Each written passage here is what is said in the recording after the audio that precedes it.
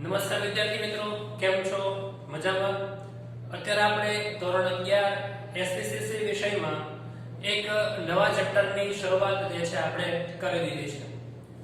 તો છેલ્લે આપણે જે પ્રમાણે સમજૂતી મેળવી છે એ મુજબ આપણે હવે આગળ વધીએ છીએ. તો છેલ્લે આપણે પૂછપરછના પત્રો અને પ્રત્યુત્તરના પત્રો વિશે પ્રસ્તાવના, ત્યારબાદ પૂછપરછના પત્રો અંગે સમજૂતી મેળવી હતી કે શા માટે વેપારી જે છે એ પૂછપરછના પત્રો લખતો હોય છે અને આ પ્રકારના જ્યારે પૂછપરછના પત્ર લખવામાં આવે છે ત્યારે કઈ કઈ બાબતો ધ્યાનમાં રાખવાની હોય છે. તો આપણે અત્યારે એ જ પ્રશ્ન સમજવાનો છે કે પૂછપરછના પત્ર લખવા માટે ધ્યાનમાં રાખવા લાયક બાબતો, કે જ્યારે પૂછપરછનો પત્ર લખીએ છીએ ત્યારે કઈ કઈ બાબતો ધ્યાનમાં રાખવાની હોય છે એ સૌપ્રથમ આપણે શરૂ કરીએ છીએ. તો સૌપ્રથમ પહેલો મુદ્દો તમે જોઈ શકો છો, શું કીધું છે કે પૂછપરછના પત્રની શરૂઆતમાં લખનાર પોતાનો વ્યાપારી પેઢી તરીકે પરિચય આપે છે. એટલે કે જ્યારે પૂછપરછના પત્રની શરૂઆત થાય છે એ સમય દરમિયાન જ્યારે લખનાર છે એ પોતે વેપારી પેઢી તરીકેનો પરિચય આપે છે. જેમ કે કોઈ પેઢી છે, એ નામની પેઢી છે, તો એને પત્ર જે છે લખે છે, એ પોતાનો પરિચય આપશે. પરિચય કેવી રીતે આપશે કે ભાઈ અમે રાધે ઇન્ડસ્ટ્રીઝ નામની અમારી કંપની છે, બરાબર, એ કયા સરનામા ઉપર કયા એડ્રેસ ઉપર આવેલી છે, કયા કયા પ્રકારના વસ્તુનું વેચાણ કરી રહી છે, એના વિશેનો જે ટૂંકમાં જે વ્યવસાય કરે છે એ વ્યવસાયની માહિતી આપવાનું કામ પહેલા મુદ્દામાં કરવાનું રહેશે. તો સૌપ્રથમ પહેલું કામ વેપારી પેઢી તરીકેનો આપણે પરિચય આપવાનો છે. તો આપણે શરૂઆતમાં પત્રમાં એવું સમજી ગયા છીએ કે પહેલા પેરેગ્રાફમાં કે જે કોઈ પણ લખનાર છે એ લખનાર પોતે પોતાનો પરિચય આપતો હોય છે. હવે બીજા મુદ્દાની વાત કરીએ. તો બીજા મુદ્દામાં શું કહે છે કે પૂછપરછના પત્રનું અનુસંધાન એટલે કે જાહેરાતના અનુસંધાનમાં વેપારી ડિરેક્ટરની વિગતને આધારે કે કોઈ ભલામણના આધારે લખાયો છે તે દર્શાવવામાં આવે છે. કે પત્ર શા માટે લખાયો છે, શેના અનુસંધાને લખાયો છે, કે ભાઈ લખવાનું કારણ શું છે, તેને કહીએ કે ભાઈ પત્રમાં પૂછપરછ શેના વિશે કરવાની છે, એને માલસામાન ખરીદવાનો છે કે માલસામાન વિશે માહિતી મેળવવાની છે, અથવા તો કોઈ વ્યક્તિનું જે છે એમાં એને માહિતી આપી હોય, જેમ કે છેલ્લા પોઈન્ટમાં કીધું કે કોઈની ભલામણ વિશે હોય. જેમ કે તમારે કોઈ જગ્યાએથી માલસામાન ખરીદવાનો છે તો તમારે કોઈની ભલામણ કરવી પડે આપણે કે ભાઈ આ પેઢી છે બરાબર, કે તમારી સાથે ઘણા વર્ષોથી વ્યવસાય કરે છે, તો અમારી પેઢી જે છે એની સાથે પણ ઘણા વર્ષોથી વ્યવસાય કરે છે, તો તમે જે છે અમારી માહિતી જાણી લો અને અમે જે છે તમારી પાસેથી મોટા જથ્થામાં માલસામાન ખરીદવા ઈચ્છીએ છીએ. તો બીજી પેઢીની જે કોઈ તમારે માહિતી આપવાની હોય ભલામણ તરીકે, તો તમે એની ભલામણ કરી શકો છો. તો એના અલગ અલગ સ્વરૂપો હોઈ શકે, જે આપણે જ્યારે પ્રેક્ટિકલ સમજવાનું આવશે ત્યારે તમે એમાં સમજી શકો છો અને જોઈ શકો છો. ત્યારબાદ પૂછપરછ કરવાના ઉદ્દેશની સ્પષ્ટતા કરવી જોઈએ કે તમે શા માટે પૂછપરછ કરવા માંગો છો. તમારે માલસામાનની ખાલી માહિતી જોઈએ છે, તમારે અત્યારે જે માલસામાનનો ઓર્ડર આપવો છે, કે તમારે ભવિષ્યમાં માલસામાનની જરૂર પડશે તો એના વિશેની માહિતી છે. તો તમારો ઉદ્દેશ શું છે, બરાબર, એના વિશે તમારે સ્પષ્ટ જણાવવું પડતું હોય છે. પૂછપરછ કરવાનો હેતુ માલસામાન ખરીદવા માટે, સેવા મેળવવા માટે, કે માલસામાન ઉપલબ્ધ છે કે નહીં તે જાણવા માટે, સામાન્ય માહિતી પ્રાપ્ત કરવા માટેનો છે તે તમારે જણાવવું પડતું હોય છે. ઘણી વખત ઘણા વેપારીઓ એવું હોય કે પોતાની પાસે પૂરતો માલસામાન છે, પરંતુ ભવિષ્યને ધ્યાનમાં રાખીને એ શોધખોળ કરતા હોય કે આના કરતા પણ સસ્તો અને સારો માલસામાન મળી જાય, આના કરતા વધુ સારી ગુણવત્તાવાળી વસ્તુ મળી જાય, તો એ રેન્ડમલી પૂછપરછ કરતા હોય છે. તો એના વિશે છે કે કોઈને અર્જન્ટ માલસામાનની જરૂર પડી હોય તો તેના માટે છે.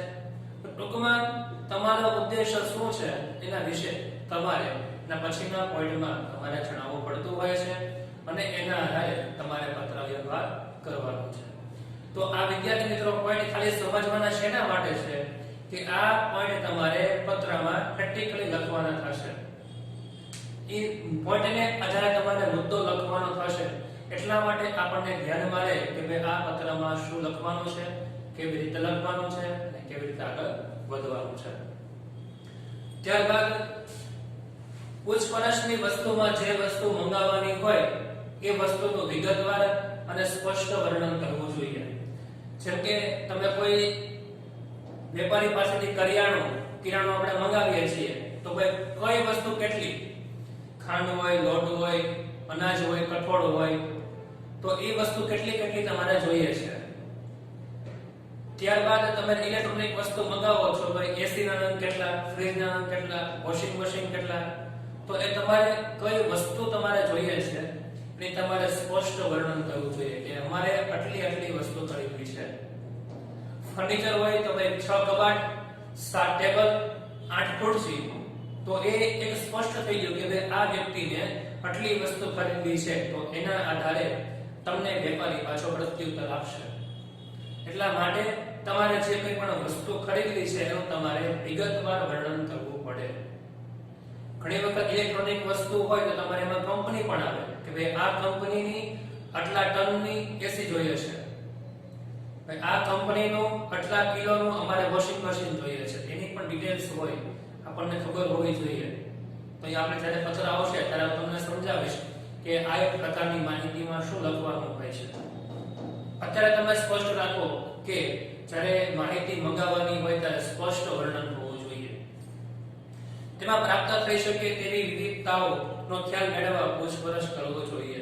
એટલે કે તમારે જેવા પ્રકારની વિવિધતાવાળી વસ્તુ જોઈએ છે એના માટે તમારે પૂછપરછ કરવાની હોય છે. અને જો એ લોકો પાસે એ વસ્તુ હોય તો તમને પ્રત્યુત્તરમાં જણાવશે અને પછી તમે એનો ઓર્ડર પણ આપી શકો છો. પણ એના માટે એક ખાસ પૂછપરછ કરવી પડે કે તમારે જેવો માલ સામાન જોઈએ છે એવો એની પાસે છે કે નહીં. તમે જો સ્પષ્ટ રીતે કહેશો તો તમને સ્પષ્ટ એનો જવાબ મળશે. એટલા માટે ત્યારબાદ છે પાછું કે ભાવપત્રક એટલે કે પ્રાઇસ લિસ્ટ, સૂચિપત્રક એટલે કે કેટલોગ, ભાવતાલ અને અન્ય શરતોનું પાલન કરતા પત્રક એટલે કે કોટેશન મોકલવા માટેની વિગત દર્શાવવી જોઈએ. જો અત્યારે વર્તમાનમાં કેવી સિસ્ટમ ચાલે છે કે ભાઈ તમે કોઈ જગ્યાએ વસ્તુ ખરીદવાની હોય તો તમને કેટલોગ આપી દે. કેટલોગ એટલે શું થાય? સૂચિપત્રક કે ભાઈ એની પાસે જેટલી વસ્તુ વેચતો હોય એની યાદી હોય. તો એ યાદી તમારે જોવાની, એમાં તમારે કઈ વસ્તુ ખરીદવાની છે એ તમારે આપી દેવાનું હોય. તો એને ઘણી બધી કંપની હોય છે એકારે 10, 15, 20, 25, 100 વસ્તુ પ્રોડક્શન કરતી હોય, અલગ વસ્તુ બનાવતી હોય. તે બધી વસ્તુનું નામ યાદ ન હોય આપણને, એટલે કે એને સૂચિ બનાવેલી અને કેટલોગ કહેવાય. પછી પ્રાઇસ લિસ્ટ હોય કે ભાઈ એ સૂચિ હોય એની સામે બરાબરની કિંમત લખેલી હોય કે ભાઈ આ વસ્તુ તો બેન એટલી કિંમત, આ વસ્તુ તેને એટલી કિંમત, આ વસ્તુ તેને એટલી કિંમત. તો જે કે વસ્તુ વેચનાર વ્યક્તિ છે તો એને ભાવતાલ યાદ રાખવાની જરૂર પડતી નથી.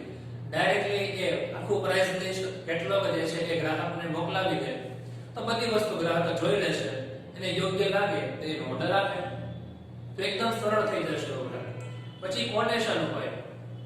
કોટેશન શું હોય કે ભાઈ તમારો જે વસ્તુ તમે વેચવા માંગો છો બરાબર, એ વસ્તુનો તમારે ભાવ, એ વસ્તુની જે કંઈ પણ વિગત હોય છે એ, અને તમારી કોઈ શરતો હોય છે જેમ કે 10,000 નો માલ સામાન ખરીદવા ઉપર 5% અથવા તમે કોઈ 1 વર્ષની 2 વર્ષની ગેરંટી વોરંટી આપતા હોય, તમે કોઈ વસ્તુમાં સબસિડી આપતા હોય, તો એવી જે કંઈ પણ એક્સ્ટ્રા માહિતી છે તો તમે એ કોટેશનમાં નીચે તમે લખી શકો છો. તો તમે ગ્રાહકને કોટેશન પણ મોકલાવી શકો છો, એના વિશેની પણ માહિતી આપવાની છે. કેટલાક સંજોગોમાં નમૂના રૂપ સમાન અથવા વસ્તુના સંચાલન પ્રત્યે નિદર્શન વિશેની માહિતી પણ આપણે વિનંતી કરવામાં આવે છે. તો આપણે ગ્રાહક તરીકે આવો પત્ર લખીએ છીએ ત્યારે આપણે કહી શકીએ કે અમારે વસ્તુને એક નમૂના રૂપ મોકલાવશો. આપણે કહી શકીએ કે તમે જે વસ્તુ બનાવો છો એક નમૂનો અમને મોકલાવો, જેથી કરીને અમે યુઝ કરીએ, પછી અમને ધ્યાનમાં આવે વસ્તુ ખરીદવી કે ન ખરીદવી. ઘણી વખત જે છે એ વસ્તુ નિદર્શન કરે એટલે કે પ્રેક્ટિકલ કરી બતાવે. એક લગભગ કંપની છે એમવે, અને એકવાર હું પ્રોગ્રામમાં ગયો ત્યારે એ લોકોએ પોતાની જે વોશિંગની પાવડર લિક્વિડ આવે છે વોશિંગ મશીનમાં નાખવા માટે લિક્વિડ કપડા વોશ માટેનું, તેને કીધું કે ભાઈ આ જનરલ વોશિંગ લિક્વિડ આવતું હોય એ અને પોતાનું હતું, એમાં જે હળદર આવે નાખીને દેખાડ્યું હતું એકદમ પ્યોર બરાબર હળદર જેવી હોય એવી જ હતી પીળા કલરની, જે કોમન ચાલુ આવે છે આપણે બધા જે લિક્વિડ આવે છે કપડા ધોવાના એમાં નીકળતો હળદર એકદમ લાલ થઈ ગઈ. તો એક પ્રેક્ટિકલ છે નિદર્શન છે કે જેને કારણે ગ્રાહક આકર્ષિત થશે, ખરેખર આપણને પણ ખબર પડશે કે હકીકતમાં એ વસ્તુ સારી છે ખરાબ છે. તો આપણે આપણે પૂછપરછનો પત્ર લખીએ છીએ એ સમય દરમિયાન આપણે એવું કહી શકીએ કે અમને ભાવપત્રક, સૂચિપત્રક, કોટેશન, નમૂનો અથવા નિદર્શન કોઈ પણ માંથી એક વસ્તુ આપણે એને કહેવાની હોય અથવા બે તમે કહી શકો છો, પણ આપણે બધું કહેવાનું નહીં કે બધી વસ્તુ અમને મોકલો, બધાનો મતલબ એક જ છે. એટલા માટે આપણે વ્યવસ્થિત લાગે એટલા માટે તમારે એક વસ્તુ ખાલી તમારે કહેવાની રહેતી હોય છે. ત્યારબાદ પૂછપરછના પત્રમાં માલ સામાનના ભાવ અંગે તથા અન્ય ખર્ચ અંગે પૂછપરછ કરવી જોઈએ. ત્યારબાદ માલ સામાનના ભાવ એટલે કે વેચાણ કરતા કયા ભાવે માલ સામાન પૂરો પાડવા માંગે છે, અન્ય ખર્ચો ક્યાં લાગશે જેમ કે વાહન ખર્ચ હોય, પેકિંગ ખર્ચ હોય, વેચાણ વેરાનો ખર્ચ હોય કે અન્ય વેરા કોણ ભોગવશે તેની પૂછપરછ કરવી જોઈએ. આપણે એની પાસે પૂછવાનું છે કે આપણે એના આધારે ખબર પડે કે માલ સામાન ખરીદવો કે નહીં. જેમ કે આનું કીધું છે કે માલ સામાનના ભાવ અંગે ખર્ચ અંગે પૂછપરછ કરવી જોઈએ. માલ સામાન તો મળશે એનો પ્રાઇસ તો આપણને ખબર હોય, તો એ સિવાયના બાકીના ખર્ચ કોણ ભોગવશે, જેમ કે વાહન ખર્ચ. કારણ કે આપણે વસ્તુનો ઓર્ડર આપ્યો તો એ લોકો ટ્રાન્સપોર્ટ દ્વારા આપણા સુધી માલ સામાન પહોંચાડશે, પણ ડિલિવરી ચાર્જ કોણ ભોગવશે, ગ્રાહક કે વેપારી? એ સ્પષ્ટ કરવું જોઈએ. કોઈ સ્પષ્ટ તમે ન કર્યું હોય, અહીંયા આપણને એમ કે લાવો ડિલિવરી ચાર્જ, વાહન ખર્ચ લાવો, તો આપણે દેવો કે ઈ દેશે કન્ફ્યુઝ થઈ જશે, તો ત્યાં આજે સંબંધો જે છે એ બગડશે. એટલા માટે વાહન ખર્ચની ચાર્જ. બીજું કીધું છે આપણને પેકિંગ. તો ઘણી બધી વસ્તુ જે છે લિક્વિડમાં હોય, ઘણી બધી વસ્તુ જે છે એ સંવેદનશીલ હોય એટલે કે તૂટી જાય એવી હોય, કાચની વસ્તુ હોય, તો એને વેપારીથી આપણા સુધી પહોંચે ત્યાં સુધીમાં એનું પેકિંગ કેવું રહેશે. તો પેકિંગનો પ્રશ્ન પૂછવાનો કે પેકિંગ જે છે એ તમે કેવા પ્રકારનું નાખશો, અથવા આપણી ઈચ્છા હોય કે ભાઈ અમારે વસ્તુ આવે ત્યારે પેકિંગ આ પ્રકારે હોવું જોઈએ. ઘણી વખત પેકિંગ પુઠ્ઠાનું હોય, લાકડાનું હોય, થર્મોકોલનું હોય, ઘણી વખત જે છે અમુક જેને કહેવાય ટબ જે છે એ સાઈઝનો લગભગ આવતા હોય છે, બેરલ હોય છે, લિક્વિડ હોય તો બેરલમાં આવે. તો ટૂંકમાં તમે કેવા પ્રકારે માલ સામાન લેવા માંગો છો વેપારી પાસેથી, તો તમારે પેકિંગની જાણ કરવાની. ત્યારબાદ વેચાણ વેરો. વેચાણ વેરો ભરવાનો હોય એ કોણ ભરશે, કેવી રીતે ભરવાનો છે, અન્ય કોઈ ટેક્સ લાગતો હોય, જીએસટી લાગતું હોય તો જીએસટી ની માહિતી, અથવા તો એ સાથે જે કોઈ પણ ખર્ચ છે એ ખર્ચ કોણ ભોગવશે એની ત્યાં પૂછપરછ કરવી જોઈએ. ઘણા બધા વેપારી આ બધા ટેક્સમાંથી આપણને ફ્રી આપે, ડિલિવરી ચાર્જ પણ ફ્રી આપતા હોય છે. ઘણા બધા વેપારી જે છે એ ટેક્સ પણ ભરવાનો હોય, ડિલિવરી ચાર્જ પણ આપણે દેવાનો હોય. તો એવી દરેક વેપારીની જેવી સગવડતા, જેવી વ્યવસ્થા એના આધારે આપણને માલ સામાન મોકલાવતા હોય છે. તો આપણે પણ અવળા જે છે એ જ્યારે ખાસ ઉપયોગ કરતા હોય ત્યારે આ વસ્તુની બાબતની જાણ રાખવાની છે અને પૂછપરછમાં વેપારીને પૂછવાનું છે કે આ ચાર્જ કોણ ભોગવશે. ત્યારબાદ ન્યૂનતમ અને મહત્તમ વળતર મેળવવાના આશયથી ઓર્ડરના અપેક્ષિત જથ્થા અંગે જાણ કરવી. ન્યૂનતમ અને મહત્તમ એટલે કે વધારે અને ઓછામાં ઓછું કેટલું વળતર અમને મળશે, આશયથી જથ્થા અંગેની માહિતી. ભાઈ અમે કેટલી વસ્તુ ખરીદીએ તો તમે અમને વધારે ડિસ્કાઉન્ટ આપી શકો, અને કેટલી વસ્તુ ખરીદે તો તમે ઓછામાં ઓછું ડિસ્કાઉન્ટ આપી શકો. ઘણા બધા વેપારી એવું હોય કે તમે એક સાથે 1 લાખ 2 લાખનો માલ સામાન ખરીદો તો તમને વધારે ડિસ્કાઉન્ટ આપે, તમે ઓછો માલ સામાન ખરીદો તો ડિસ્કાઉન્ટ ઓછું આપે. તો એ પણ જાણવું જોઈએ ને. તો આપણને ફાયદો થતો હોય, એક સાથે વધારે માલ લઈ લઈએ તો ડિસ્કાઉન્ટ વધારે મળે તો ફાયદો આપણને થશે. તો એ પણ પૂછપરછ કરવી જોઈએ, એ પણ એક પ્લસ પોઈન્ટ કહેવાશે આપણો. ત્યારબાદ માલ સામાનની ખરીદી માટે નાણાંની ચૂકવણીની રીત જાણવાની છે. એટલે કે માલ સામાન તો માલ સામાન ખરીદ્યા, નાણાં તો આપણે આપવા પડશે, તો પૈસા કેમ ચૂકવવાના? એની એક રીત, જેમ કે નાણાં રોકડા ચૂકવવાના હોય કે જેવો માલ સામાન આવ્યો એ સાથે આપણે નાણાં ચૂકવી દેવાના, અથવા ચેક થી હોય કે ભાઈ આપણે સુધી માલ સામાન પહોંચી જાય પછી આપણે ચેક આપી દેવાનો, ચેક જમા થઈ જાય. પછી એક ડ્રાફ્ટ છે, તો ડિમાન્ડ ડ્રાફ્ટ એટલે સંસ્થા છે એના નામનો કઢાવી અને એને આપણે આપી શકીએ છીએ. તો ઓનલાઈન બેન્કિંગ છે કે ઓનલાઈન ટ્રાન્સફર કરી શકીએ છીએ. તો એવા જે કોઈ પણ વિકલ્પો છે એ આપણે એને પૂછવું પડશે કે તમે કેવી રીતે નાણાં જે છે એ મેળવવા માંગો છો, કે તમારી વ્યવસ્થા શું છે. તો એ પણ એક મહત્વની આ બાબત બની જશે. વેપારમાં સમયસર માલ સામાન મળવો જરૂરી છે. તેથી માલ સામાન ખરીદનારે અપેક્ષિત સમય મર્યાદામાં માલ સામાન મળશે કે નહીં એની વેચાણકર્તાને પૂછવું જરૂરી છે. તો આપણે એવું સમજી શકીએ છીએ કે જ્યારે માલ સામાનને લગતા પત્ર વ્યવહારો હોય ત્યારે આપણે પત્ર લખીએ છીએ ત્યારે એ વસ્તુ છે કે જ્યારે જોઈએ ત્યારે માલ સામાન મળવો જોઈએ. જ્યારે જરૂર હોય ત્યારે માલ સામાન ન આવે તો એનો કોઈ ઉપયોગ છે નહીં. તો ત્યાં આપણે સ્પષ્ટ કરવું જોઈએ કે અમારે જ્યારે માલ સામાનની જરૂર હોય ત્યારે અમને માલ સામાન મળી શકશે કે કેમ. એ પૂછપરછના પત્રમાં ખૂબ જરૂરી તરીકે પૂછવું જરૂરી છે. માલ સામાનની ખરીદી માટે નાણાંની ચૂકવણી આવી ગઈ, માલ સામાન યોગ્ય સમયે પૂછવો જોઈએ. ત્યારબાદ ચોક્કસ પ્રકારનો માલ સામાન ચોક્કસ પ્રકારના પેકિંગમાં ઉપલબ્ધ હોય એવી ઈચ્છા હોય તો ખરીદનારે એ અંગે માહિતી મેળવવી જોઈએ. જેમ કીધું ને હમણાં જ મેં કે માલ સામાન કેમાં આવશે, તો પેકિંગમાં આવશે. તો આપણે એવી ઈચ્છા હોય કે માલ સામાનને કોઈ પ્રકારની ભાંગતૂટ ન થાય, નુકસાન ન પહોંચે એટલા માટે લાકડાના સારા પેકિંગમાં આવવું જોઈએ કે થર્મોકોલના એક ચુસ્ત પેકિંગમાં આવવું જોઈએ. તો એના કારણે આપણી એવી ઈચ્છા હોય તો આપણે એને કહી શકીએ કે અમારે માલ સામાન આવી રીતે પેકિંગમાં જોઈએ છે, તો તમે ઉપલબ્ધ કરાવી શકો કે કેમ એ તમે પૂછપરછના પત્રમાં તમે સામેના વેપારીને પૂછી શકો છો. ત્યારબાદ પત્રના અંત ભાગમાં વેચાણકર્તાને ખાતરી આપો કે તેમના ભાવતાલ અને વેપારી શરતો અનુકૂળ આવશે તો ભવિષ્યમાં તેને ઓર્ડર આપશે. અત્યારે જે કોઈ પણ ગ્રાહકે કે પછી વેપારીએ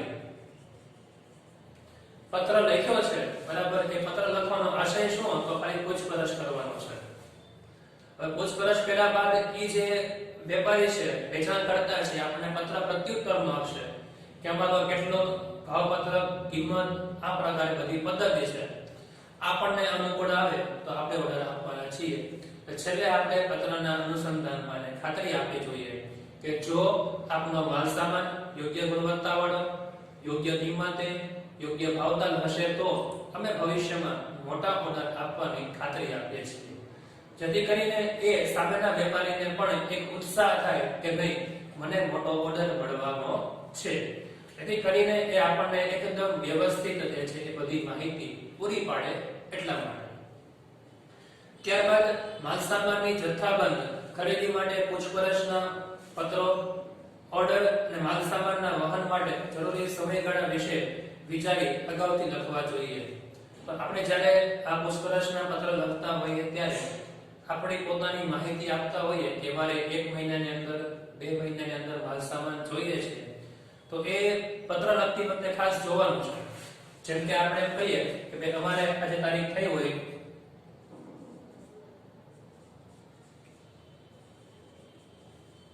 ધારો કે આજની તારીખ 20/12/2020 છે, આપણે એમ કે ગમે 2 દિવસ પછી માલ સામાન જોઈએ છે તો યોગ્ય ન કહેવાય. તો જ્યારે તમે માલ સામાન ની પૂછપરછ માટેનો પત્ર લખતા હોય, તમે માહિતી આપતા હોય ત્યારે તે તારીખ જે છે એ ખાસ જોવાની છે. તમે તારીખ જે છે એ કેવી રીતે લખો છો. તો આમ જરૂરી જે સમયગાળો તમે આપો છો એ સમયગાળો ખાસ જે છે એ વિચારીને લખવો જોઈએ. તો આ પ્રકારે જ્યારે માલ સામાનની બાબતનો પત્ર લખવાનો હોય એ સમય દરમિયાન આપણે એક ખાસ બાબતની નોંધ રાખવી જોઈએ કે આ એક ખાસ બાબત સમજવાની છે. તો આપણે દરેક વિદ્યાર્થીઓ સમજી ગયા છે કે પત્ર કેવી રીતે લખવાનો છે. આ પૂછપરછના પત્ર લખતી વખતે કઈ કઈ બાબત ધ્યાનમાં રાખવાની છે. તો દરેકે આ વસ્તુ જે છે એ બારે બાર મુદ્દા એકવાર લખવાના છે ફેસબુકમાં. બરાબર કે પૂછપરછના પત્ર લખવા માટે ધ્યાનમાં રાખવાના 12 મુદ્દા. આ 12 મુદ્દા એ પત્રમાં આવી જવા જોઈએ, પણ ક્યારે? જેવો સંજોગ એ પ્રમાણે મુદ્દો હોવો જોઈએ. જેમ કીધું કે કેટલોગ, પછી પ્રાઇસ લિસ્ટ, લાઈવ ડેમો બધું એકારે ન હોય, કોઈ પણ એક હોય. તો ટૂંકમાં આ જે બધી માહિતી આપી છે એનો સમાવેશ કરીને પછી આપણે પત્ર વ્યવહાર કરવાનો હોય છે. તો એટલા માટે હવે આપણે નેક્સ્ટ લેક્ચરમાં આ બધી વસ્તુને આપણે ઇમ્પ્લિમેન્ટ કરવાનું છે. પ્રેક્ટિકલી પત્ર હવે લખતા શીખવાનું છે. તો આપણે હવે નેક્સ્ટ લેક્ચરમાં પત્ર શીખવાનું છે. ઓકે, આ બધાને સમજાઈ ગયું હશે? વ્યવસ્થિત સમજીને વિચારીને લખજો. Okay, thank you very much. જય હિન્દ, જય ભારત.